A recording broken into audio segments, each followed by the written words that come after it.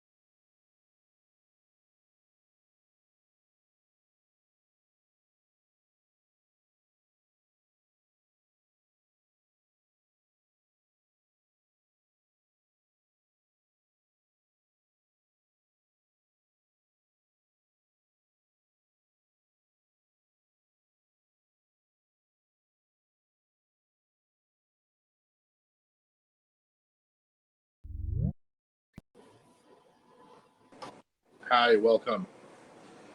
Hi, I'm one of the judges. My name's Okay, Rafa. perfect. So we have all three judges here, I believe, which is nice.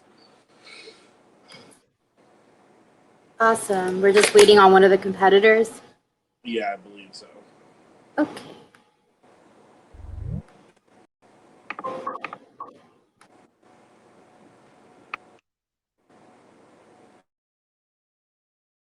Hello, JV will be here in a second. If it's okay, I'm going to use the restroom real quick. Yeah, sounds good. No problem.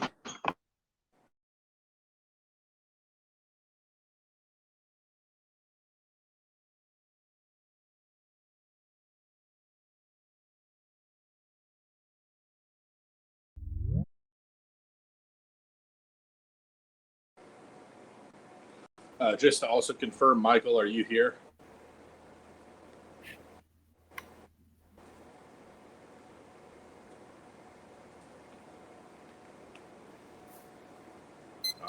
Okay.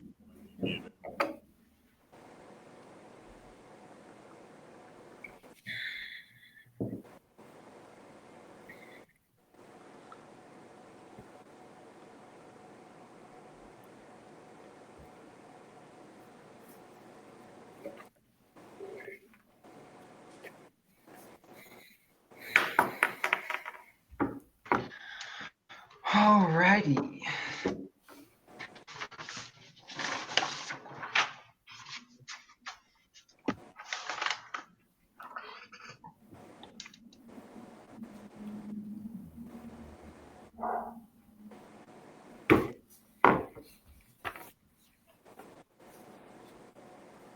Okay, cool. Michael is here. Perfect.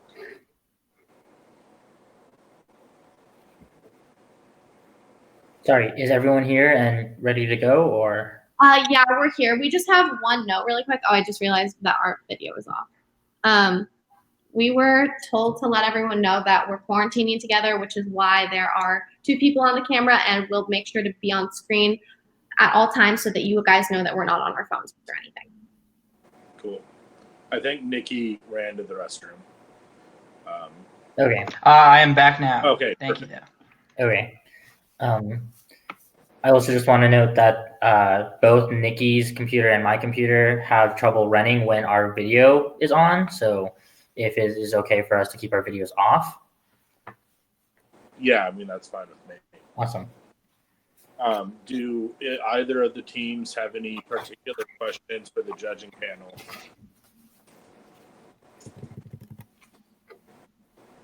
Not. I do not. I do not either. Okay. And I just want to triple check. Is Michael here? Just making sure. Yeah. All three judges. Mike is not working, I think, but he texted or he typed in chat. Oh, okay, cool. Yeah, so everyone is present. Okay, awesome. Well, as long as everyone is ready. Yeah, I am. Cool. Sorry. Let me get my papers organized.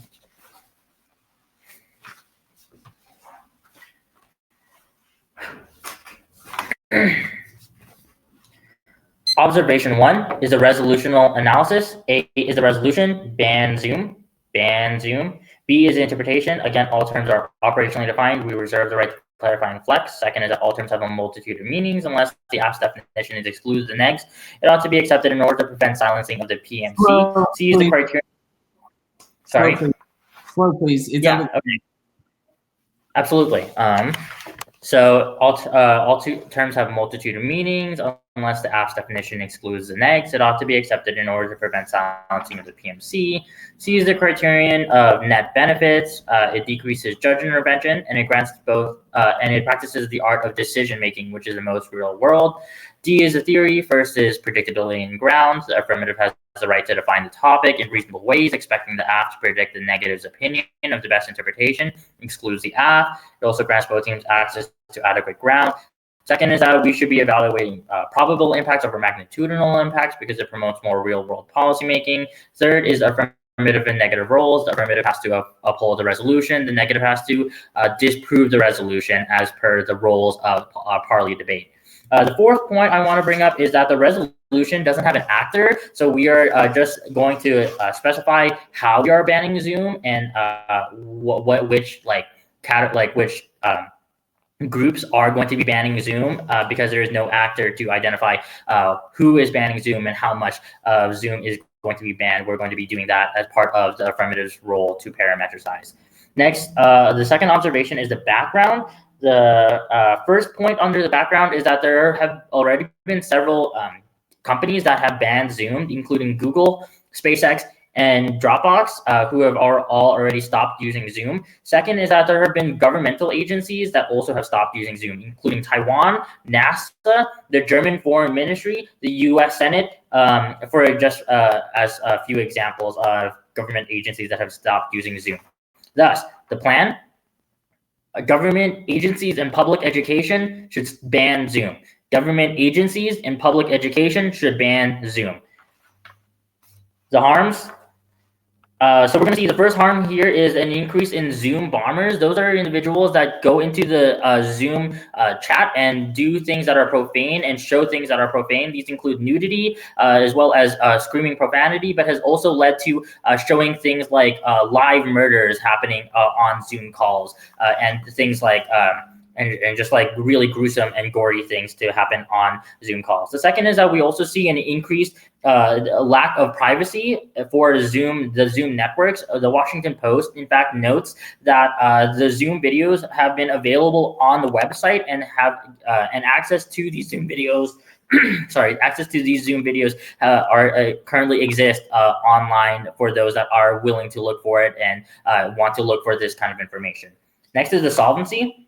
First is that once government agencies act in favor of banning Zooms, then it will most likely spill over to businesses who will also want to follow in the footsteps of the government. The second is that on March 5th, Microsoft identified that Microsoft Teams is free, which is an alternative live feed source for users to use that is more secure than Zoom. Third is that at the start of the tournament, we were using Zoom, but look at where we are now. We're on 8x8, proving that there are alternative sources for live stream technology to be able to be used. On the advantages, the first advantage is on privacy. So you can cross-apply the Washington Post article, right? It's from April 2020 that notes that there were available videos online. The little A under here is that these videos include one-on-one therapy calls, which should not be recorded and legally are not allowed to be recorded. And second, business meetings, which held crucial business information. And third, elementary school classes featuring little children's faces as well as their names of the actual laptop, of like the owner of the laptop that they were using. And they even show nudity on these Zoom calls where individuals were displaying their bodies on these Zoom calls. This was found publicly online due to a lack of privacy restrictions. Next is the link. The link is that the plan passes. The little A is that this necessarily will also spill over to places like businesses. We can see they would also already be stopping elementary school classrooms from being impacted, but it will lead to businesses like counselors and therapists from will spill over to businesses to prevent them from also facing these problems as well. The impacts is first, is that confidential information hurts individuals. The little A under here is we can again look to small businesses and how this confidential information will necessarily be key for their livelihood as a business, especially small businesses who need to fight against larger corporations, as well as just like business secrets and corporate secrets will need to be kept confidential. The little B here is blackmail. We can see that individuals might be will be able to use the videos such as things for like nudity to blackmail other individuals to doing what they want, and we think this is necessarily bad. And then third, we also want see that embarrassment is necessarily a really bad thing as well, and we don't want anyone to be embarrassed. It might seem like a negligible impact, but it's a really big impact in fact. The second advantage is on national security. So again, you can cross-apply the Washington Post article on how these videos are accessible online. The second point under the uniqueness for national security is that Zoom,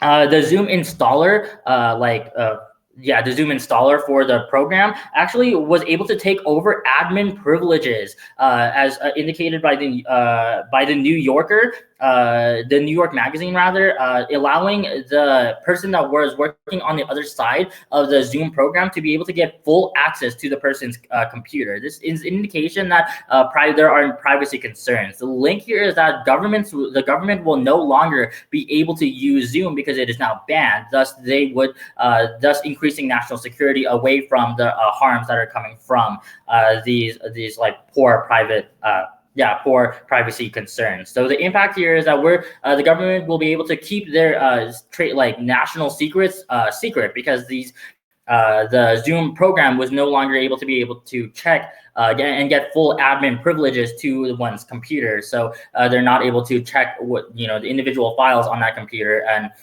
will prevent national security leaks from happening for governmental technology.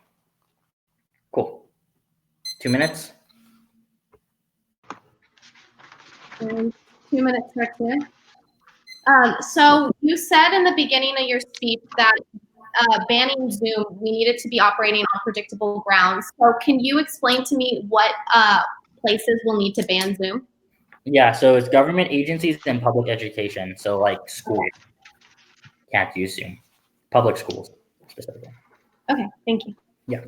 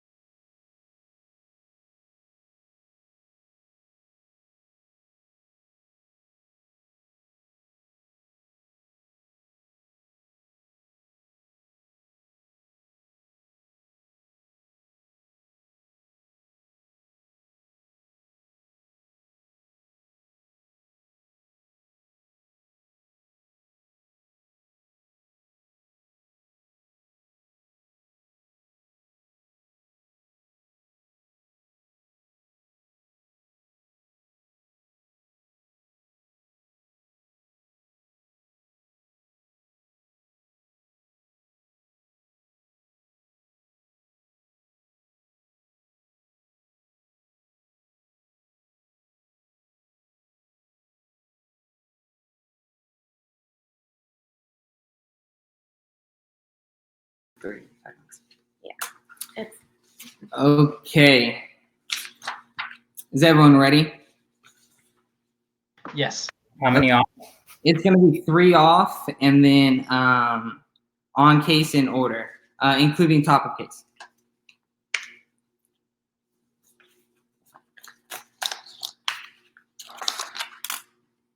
Okay. Anyone not ready? Okay. First, I'd like to congratulate my opponents. It's amazing you got to this level. I know we're really proud of it, especially considering that it's virtual and that we've just been thrust into this. But congratulations, and to our judges. Thank you for spending your Saturdays. I'm sure this isn't the first one, but making sure that forensics as a whole can continue on. We appreciate it. But all right, without further ado, we'd like to get into our contentions. The first paper we're going to be running is a topicality. The T is going to be on banning Zoom, the definition as a whole. We interpret banning Zoom to mean banning Zoom for the entirety of the United States federal government and everywhere. The B point is going to be the violation. Our opponents are only banning Zoom for government agencies and for schools, and that clearly is not the entire in its entirety.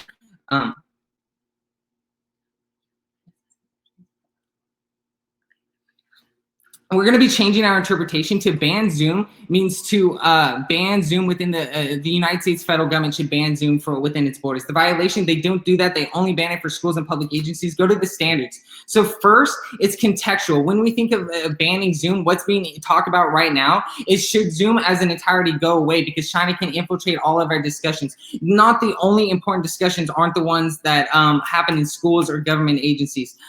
We don't know. We don't want.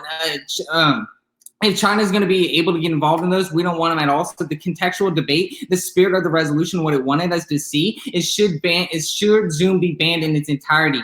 But second is debatability. You have to have ground to the negative side. As they already said, the government team, governments as well as these organizations are already, and schools are already banning Zoom because of the errors that they have happened. In which case, should they ban Zoom and the negative puts the ground as something that is already happening, then clearly it's a negative ground, and they still ground away from us. But third is gonna be prep time. Is that we came into this ground prepping for what should ban Zoom. It's literally only a 2-word resolution. We didn't have much to go off of, but we went off of what would be the contextual definition, which would be the debate for the whole, and also the definition that would provide for the most ground for both sides. Go on to their counter standards. They're missing some standards in their first one, why you should prefer their definition. Further predictable, they weren't predictable with their definition. That is literally governments have already done this. It's already been done. So when you're saying like should we ban Zoom, that question's already been answered. We need to answer a question that hasn't been answered, which is should the country as a whole ban Zoom. But second is ground. There's clearly an more equitable division of ground, which should the country ban Zoom, should country be banned at Zoom, whether should these individual companies, which the negative team solely picked out which ones should ban Zoom, The negative ground, especially this being a finals round, the negative ground was skirted away from them. They have to argue against the government agency and schools, but go into the voters. So first is going to be our priority. We have to talk about the rules of the game before we're able to play the game. But the second is going to be education. If education was deterred in this round by the opponent's interpretation, you're going to be voting for the negative team. Go on to the first disadvantage. The first disadvantage is going to be setting a dangerous precedent. The first uniqueness point is that the company has already addressed that they did make a mistake and they are actively working to fix that efforts. In fact, some have already been corrected. But second is that no laws have actually been broken. There was a glitch in their system which allowed for a couple miscodings which allowed for individuals to take advantage of that weakness, but it wasn't a malicious intent on the part of the company. Therefore, there was no law broken. There was no transfer of information to China. It was China breaking the boundaries of the international law and hacking into it. So they didn't actually break a law, but we're still trying to apply a complete ban to their program for a simple mistake. Mind you, that other companies have made mistakes too, and other companies, even video chattings, have mistakes within their codes. But go on to the third uniqueness point, is that Trump has actually only banned business from one other company, and it was a Chinese company, Highway. In Huawei. And the issue with this is that we haven't set a precedent where we can ban US companies from making a slight error in their coding, or we can decide what's in the national interest. If we can decide that if a company made an error that was against the national interest as the government at the time saw it, then we could take them away. So go on to the links. The first link is that the plan passes and Zoom is banned completely for this simple error. But second is that this sets a precedent that governments can ban corporations if they did something that was seen as not in the national interest. U.S.-based corporations that they were not worked in the national interest. Go on to the internal link. The first is going to be power given. We're giving power to a government that often fluctuates off of political goals. You can see that even like during like the 1950s. So go to the internal link number 2. Is that in the future, the government can use this tool and precedent that we set to further their political goals, which might not be in the interest of the United States. So go on to the impact. So first, imagine a company is dedicating money a lot to a Democratic Party or a lot to a Republican Party. The Republican Party stands up, or the Democratic Party stands up. Either party stands up and says, this country is not working in the American interest. We're restricting its use. It made a critical error. We're taking it away. We set a precedent that as long as they can prove that there was some mistake on their part that led to negative interest, they can remove that company. Now that further sides and disrupts the economy. Even when they work to fix it, Judge. The second aspect, think of just recently, an individual, when they learned about coronavirus, they started selling their stocks. Congress members have fiscal incentives as well. And in which case, if say a company is doing super good, and now the company wants to stand, the government stands up and says, we're going to take down this company in order to further our stocks these other ways. There's a variety of different ways in which giving the government the power to decide which companies survive can go dangerously wrong. This would not only impact people that lose their jobs in the process and go into homelessness as well as depression, become unemployed, but also hurts the economy as a macro. But go on to the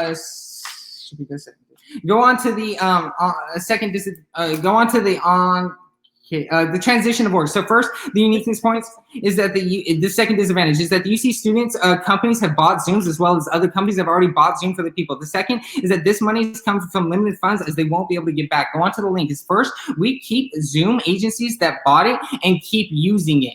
But the internal link is that universities and corporations have limited funds that we don't want to see wasted or misused. And in which case, and plus these corporations have already integrated this platform into their systems.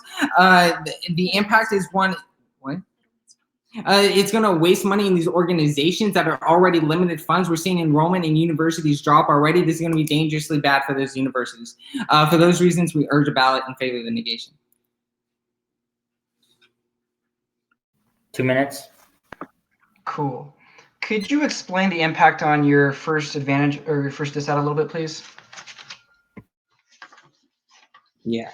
Dangerous precedent. So essentially what we're saying here is that we're setting the precedent for the government to step in and take over another company when it's shown that it's going to work to reform mistakes. This was a mistake, and when you set this precedent, then it leaves companies vulnerable to politicians exploiting these companies for their personal interest and just trying to benefit from the stock market, just as we have seen recently with the coronavirus and stocks being sold off. So would politicians benefit in this instance with banning Zoom? In certain instances, if a politician... The precedent that it sets enables politicians to have a power that can further either their political goals or their fiscal goals, in which case change the incentive. Cool. Thank you.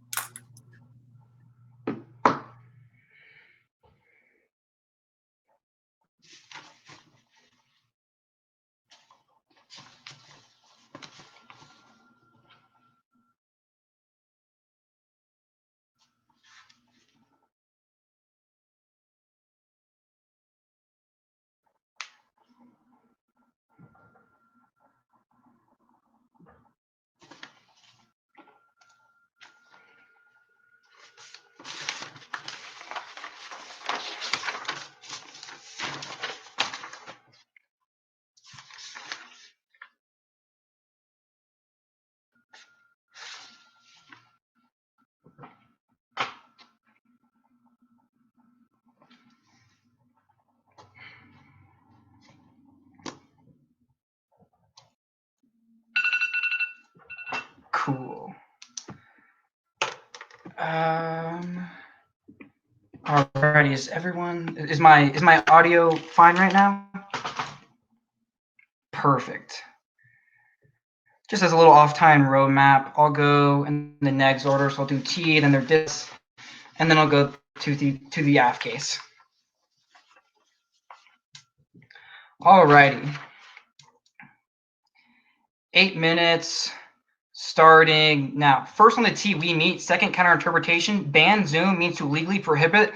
I repeat, ban Zoom means to legally prohibit. The little a here is given that no agent in the resolution. This means the AF will have a right to define and choose an agent in this round. Okay, let's go to the counter standards. First is vote on proven abuse. There has been no proven abuse in this round thus far. All of their arguments still link. You go to this, you go to their first ad, you go to their second dis ad. All of these arguments are still relevant in this discussion. Don't vote on potential abuse, vote on proven abuse. There has been no loss of ground this far in the debate. Okay, let's go to my second counter standard, which is that AF has the right to define. Now, first and foremost, I want you to look to the top of the framework on the AF, where we talk about how the AF has a right to define. The AF has a right to parametricize within the resolution and to the resolution. The right to define exists as a counterbalance to negative avodantes in the format of debate. The negative has access to counterplans, disadvantages, Ks, Ts.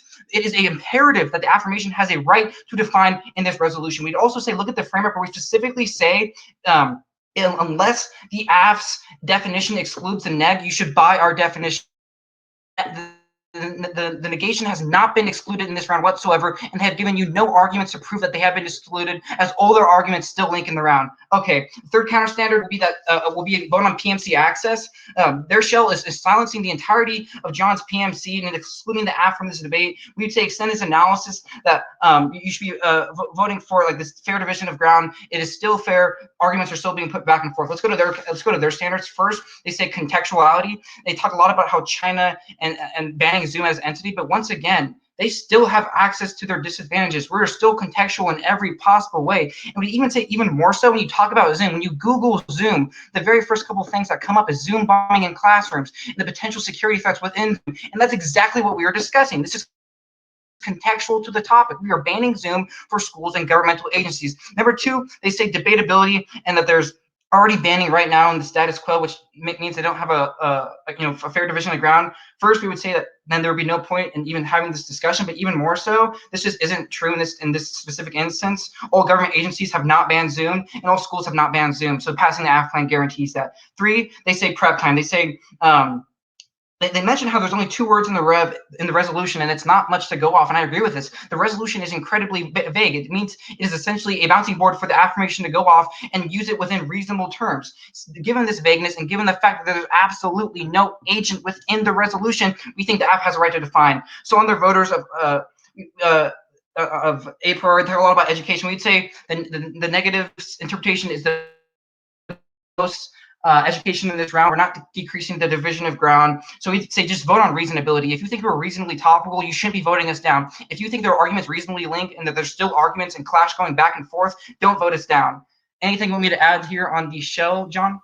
No, but you might as well just explain across the entirety of the case before you go on to the dis ads. It was completely untouched. So yeah, before I go into the dis ads, I wanted to extend the entirety of the case. This is going to be a very damaging blow for the negation at the point in which they concede both our first and second advantage and our planned solvency and the entirety of our case. This will automatically be one of the easiest places for you to vote. But even anyways, I will still go into the negation and do an underview at the bottom. Okay, let's go on to their dis ads. Now, their first contention, they talk about how this is setting a dangerous precedent and how Zoom is breaking no laws right now. Let's just say they aren't breaking any actual laws. That doesn't change the fact that they're violating the privacy of millions of Americans. This law is not a determination of morality. We would say banning Zoom reaps a bunch of benefits. So even if they're not technically violating the law, this is just simply a violation of trust. And also we say that this is probably not even true. There currently is a class action lawsuit against Zoom for selling data and transferring data to Facebook, which chances are they're an unethical company and actually are breaking laws. Okay. I mentioned businesses. Once again, with our planned solvency, we talk a lot about how likely there would be a spillover effect and businesses would ban Zoom as well. Let's go to the links. Now, in the links, they say the plan will pass and Zoom will not be banned for a simple error. Now, I don't know about you, but I don't think violating the privacy of many Americans is a simple error, and giving away their data is a simple error. This is something they have knowingly done. It makes sense to ban them in this instance. There are other alternatives like Microsoft Teams that is a safe and secure network that has privacy and security controls that don't allow for hacking and things like that to occur. All right. There wasn't a lot of clarity given on the internal links. They mentioned like this idea of power given, but it didn't really impact out to anything. So let's go to the impacts. First, they talk about how politicians could potentially benefit from this by being able to ban companies. There's no warrant for this. They don't give any example of some politician having some secret political evil motive to ban Zoom.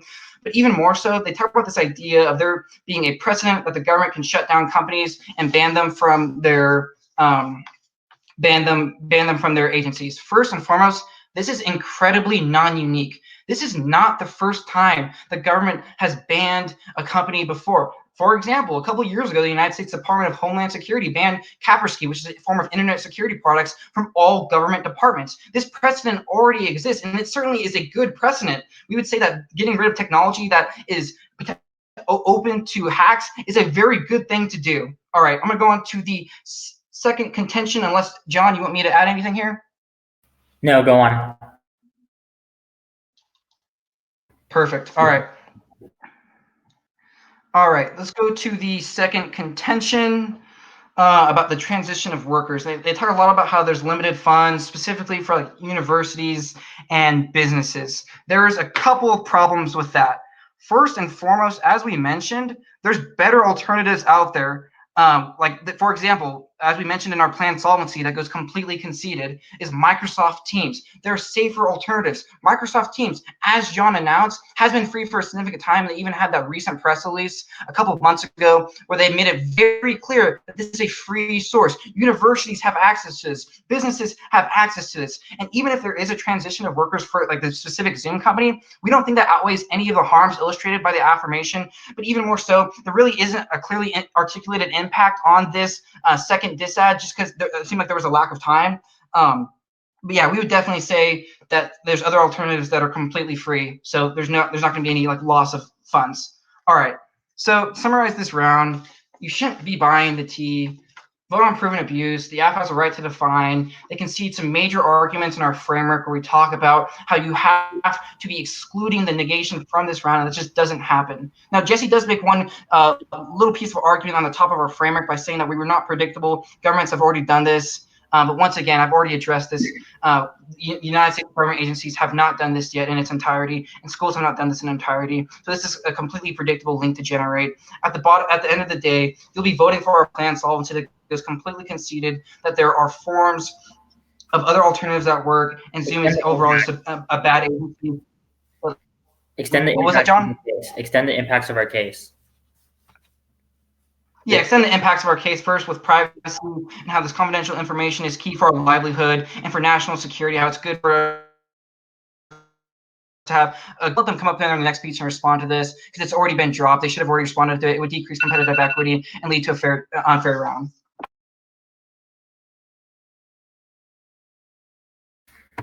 One minute.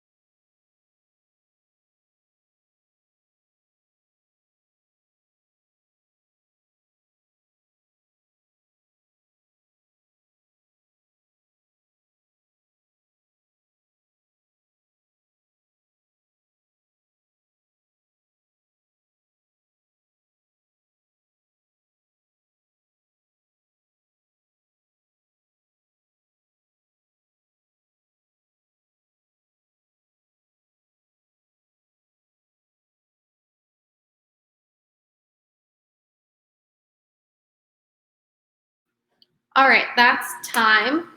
So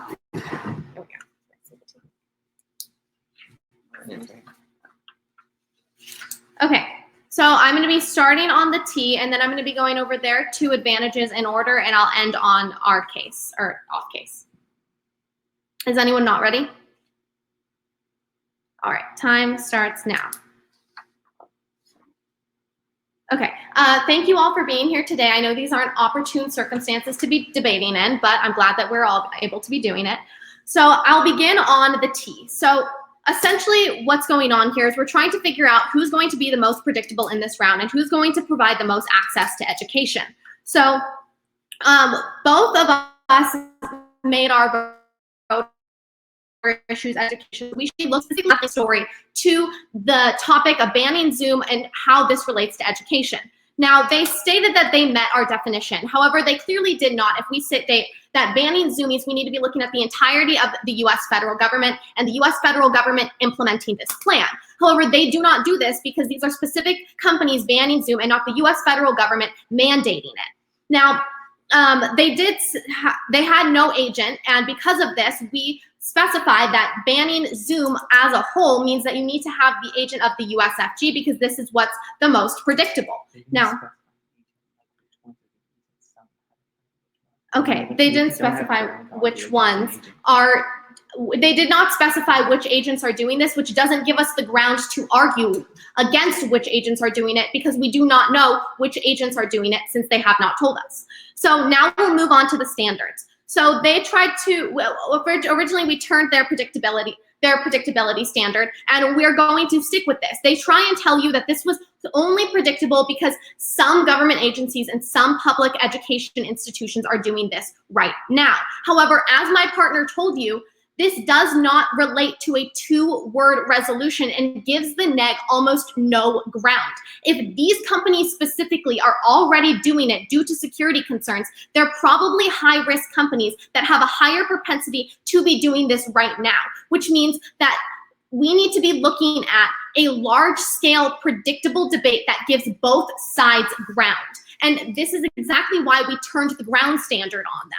Because when they solely nitpick a few agencies that are already doing it, then there's already a propensity for these agencies to do it, and that steals so much ground away from the negation. Now, they tell you about the roles of debaters. Yes, the affirmation does have the burden to define, but they have the burden to define in a fair way, and the affirmation does not do this. Now, we also look to our counter standards of contextuality, and when we tell you that the US federal government is going to be implementing this on a large scale, we are looking beyond just 2 cases of what's happening right now. Now, the other reason that you should be buying that our way of looking at this round is more predictable is because the CEO of Google just recently came out saying that they don't allow any of their companies or company networks to use platforms other than their own. And because of this, that means that there was already precedent for Google to be banning Zoom, not because of their security threats. So if they had looked into this topic more, they would see that there are other reasons these companies are banning Zoom other than privacy concerns. And because of that, our debate provides for more predictable ground because it's on looking at what more than what these companies will do. There have been threats to people's personal privacy through Zoom so far, which leaves it predictable for the USFG to ban Zoom as a whole. However, as we explain in our disads, this is not what we want to see. So the other counter standard that we provide to you is debatability. So the reason that this is so important is because if we can actually debate something, then we can gain access to education from it. But if the affirmation steals all the ground from the negation by nitpicking stories of current events and things that companies are already doing and making it seem like this is the ideal scenario without taking into account that the negation has to be debating a 2-word resolution, and we need to see where we're going to be able to have an actual debate. And the way that we have an actual debate is by looking at an agent of action and their action. If this is a policy debate, we need both. And the affirmation did not give us both. They gave us no agent of action, and they gave us a policy proposal that was unpredictable. And not only that, but this skewed our prep time, and the affirmation wants you to vote on proven abuse, and that's what you're going to be doing today. They are able to absolutely link out of our DA number 1, because our link to this is that we need for Congress members to have some form of a play in the role of banning Zoom, but that does not happen in the world of the affirmation because companies are individually banning Zoom. That leaves the US federal government out of it, and if the US federal government is out of it, then we have no access to DA number 1, which provides for no grounds for a debate today. And so that's why you're going to be voting on priority topicality issue that was unpredictable because they did not give us an agent, and they gave us a policy proposal that was so specific that it took ground away from the neg. 2 ways that we lost education. And not only that, they are able to delink out of DA number 1 because they just say that the US federal government is not involved. And so this completely hinders education for the round. So now we'll move on to their 2 advantages. So my partner briefly hit on this in the uniqueness of our advantage DA number 1. I'm sorry that this wasn't extremely clear, but essentially what was being said here was that Zoom is currently working to fix these privacy concerns, and most of these concerns have already been solved as of April 18th. So when we look to what's happening right now with Zoom, they're a US company based in San Jose, and they have said that they are going to be dedicating a security tab to streamlining security settings for hosts. You are going to be able to opt out of data being shared, and you are going to they're going to officially legally prohibit Zoom bombers. And they're also putting a button in for you to just kick a Zoom bomber out the moment that they go in. Now, this solves for their privacy issues and for the national security issues that they mentioned. Not to mention that the companies that were experiencing security issues have already banned Zoom. So if we're looking at banning Zoom from here on out, this issue has already been mitigated for the most part. Now, they try and tell you that it hasn't been implemented on a large scale in the system of the government and in the system of UCs and colleges, but they don't then tell you how that's supposed to give us ground, because now we have to be arguing against tiny, specific little companies having Zoom banned in them, which provides almost no ground to the negation and provides for a heavily skewed debate. So right now, this issue is already being solved in the status quo. So I'm going to finish on our final DA2, which talked about the university system. This is currently the only advantage that we have access to because the affirmation was able to link out of our DA number 1. So in our DA2, we tell you that university systems in particular have put a lot of money into Zoom, and they can't get this money back if it's banned. And they're already refunding students, and the UC system specifically has already lost $100 million. They cannot risk banning Zoom and losing this profit. It could collapse the university system.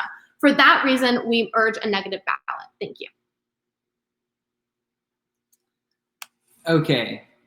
4-minute neg rebuttal. It's gonna go T, DA1, and then we'll go just some general weighing at the bottom on case if we get to. Okay, time starts now. So, Judge, you're going to be voting on the topicality. The topicality, which is debating the definition of banning Zoom.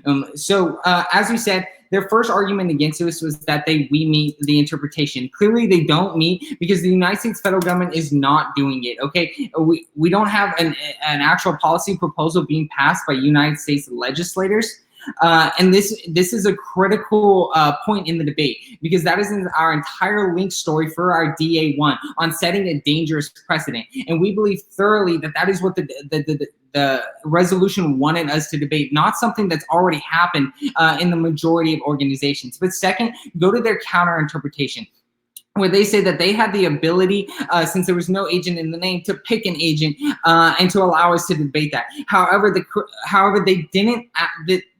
the affirmation team didn't actually provide an agent to us. They said that, well, some government agencies have done it and some schools have done it and the rest of them are going to do it. But that removes the actual agent who's doing it. So if us as the negative team want to run a diss ad on the impacts of that actor doing it, such as the United States federal government doing it, they don't actually allow us that potential to run that DA. Nor do they ever specify throughout their plan text, throughout the debate, that these governments and schools are going to be forced to by United States legislators who are going to pass a bill. So we have to assume that it's going to be done like it's happening in the status quo, which they tell us these governments have opted into shutting down because of their valuable information, but other countries have been allowed to stay open. Therefore, we give you, in their counterinterpretation, when they say they have the ability to decide an actor, they didn't decide an actor, or at least not a bright line actor. We gave you specific bright line actor that has different standards attached to it that are going to be more upholding of the voter of education throughout the round. So go on to the standards.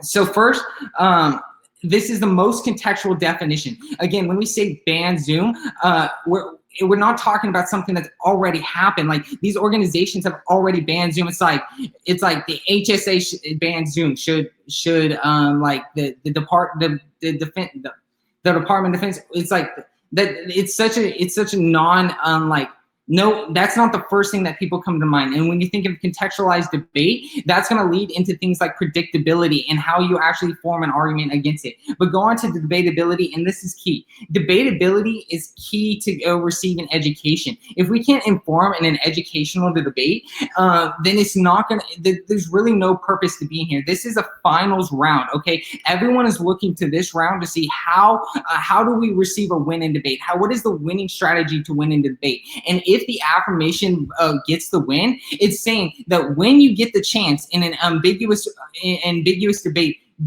split the ground into your side, weight heavily into your side, not for the benefit of education, but to try to get the win. That is unethical leadership. We shouldn't promote that throughout the debate community. Debaters are supposed to we're supposed to be trying to create foster leaders, future policymakers, decision makers. If those individuals any argument on being leaders for the debate community is new in the LOR. That is part of education. It's what we're trying to learn here. We're not just trying to learn just facts and stuff, but we're trying to learn about world values and our moral compass with that. That's all part of education. Since it's a panel, the judges will take it under consideration. Okay, thank you. Yep.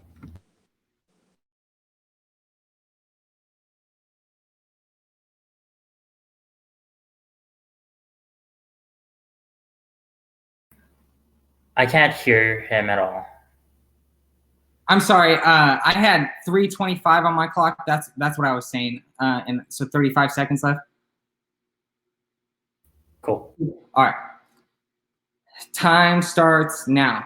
So I'll back onto the T. They frame the debate in such a way that we're supposed to say that all these government agencies have done it, but if we take one step further and allow another government agency to do it, it's completely bad. That's not going to that's not going to be able to uphold education debate. That's not educational value debate. Their counter interpretation doesn't hold to be predictable. It doesn't hold predictability. It's not with it. So turn the standards. It's not what we expected. But education is key in this round.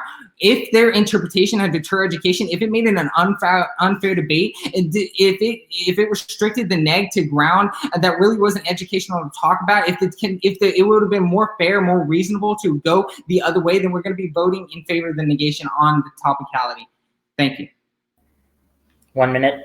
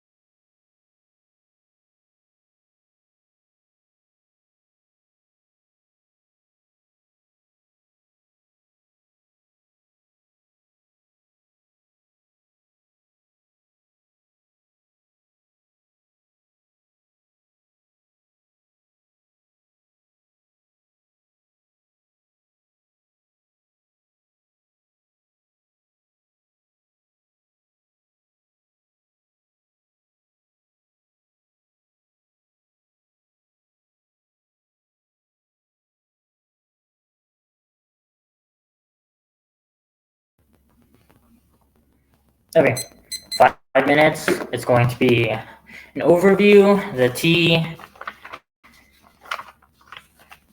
and then the case on the bottom.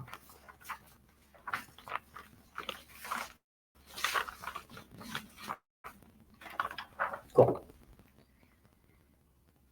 It's going to be an easy vote for the affirmative from Nevada MV at the point where they do not articulate specific ground lost in today's debate. They only say that they lose their links to the disads, but they don't explain where in the disads they are losing the links to, especially when we articulate that they are still able to link to the their disads to the case is an indication that there was no ground lost. But that's just one reason why they're not going to be winning on you're not going to be voting on T.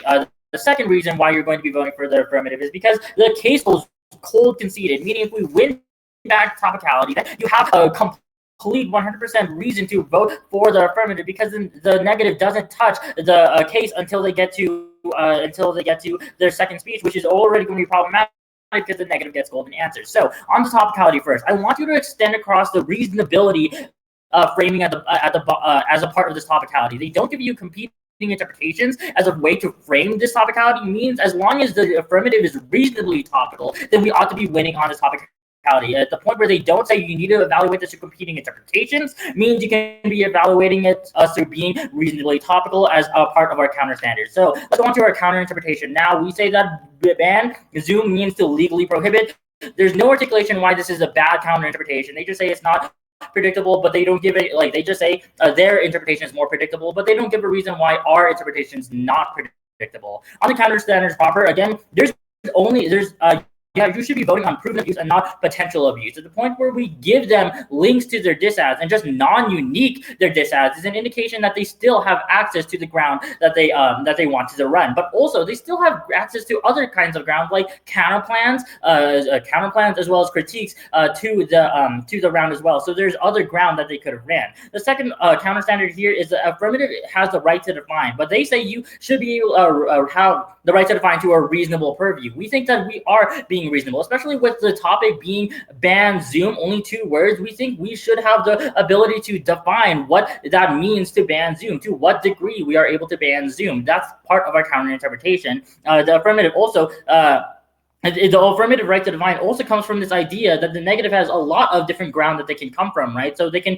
run counterplans, disads, and Ks, meaning that to balance out the debate space, we have the right to define in order to give best access for both sides of the debate. So it is most equitable for all teams. You can extend across, again, reasonability. We need to be evaluating reasonability before competing interpretations in order to prevent PMC access and mooting the entirety of the PMC. Look, my partner's MG clashed heavily with both of the disads and extended across the entirety of the case, as well as a clash for 2 minutes on the topicality, an indication that we were still giving them access to the round. The fact that they tried to silence the entirety of the PMC by just going for this topicality that is a moot point is an indication that they are not giving equal access to the round for the PMC as well. Let's go on to the standards proper. They say that contextually, ban Zoom means ban all of Zoom for all companies throughout the United States. This is not true, especially look to the fact that we still with like certain of these like companies already still have access to Zoom. It means that there is still like a level for them to interact with this topic. Also, negative debatability, again, we still give them access to ground, and prep time, again, affirmative flexibility is going to be key here. Like at the bottom of this shell, I really want you to hamper on reasonability. There's no reason why reasonability is a bad thing. They don't address that. They don't give any counter framework for competing interpretation. So you have to be evaluating us on reasonability. As long as we give them a little like a reasonable access to that, we should be fine. Again, extend across all my partners' arguments on the DAs on how they are still able to link. We give them multiple responses, like the fact that it is probably still breaking laws, that there is a lawsuit going on, things like that. On the second DA, there are alternatives like Microsoft Teams that are able to resolve for these questions, right? Hey, so there are specific responses to their disads.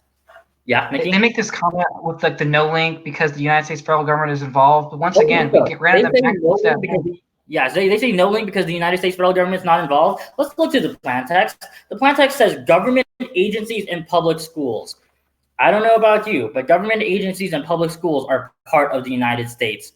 That's literally who the actor is. It's pretty clear that government agencies and public schools means within the United States. If they wanted to ask a question about it, they could have asked it in flex. You're going to extend across the impacts of privacy and national security. Those go cold conceded means you can only vote for the affirmative. Thank you. Thank you, guys. Good debate. Thank you. All right. Yeah, great round, y'all. As it is the gold round, you will hear about your results in the award ceremony, which will be also live streamed. So congratulations again to both teams at this this National Online Forensics Festival. I think I got the acronym right. Great round. Really enjoyed it. Have a good night. Thank you. You too. Thank you. Hey, it was good debating you, Bella and Jesse. Oh, they dipped.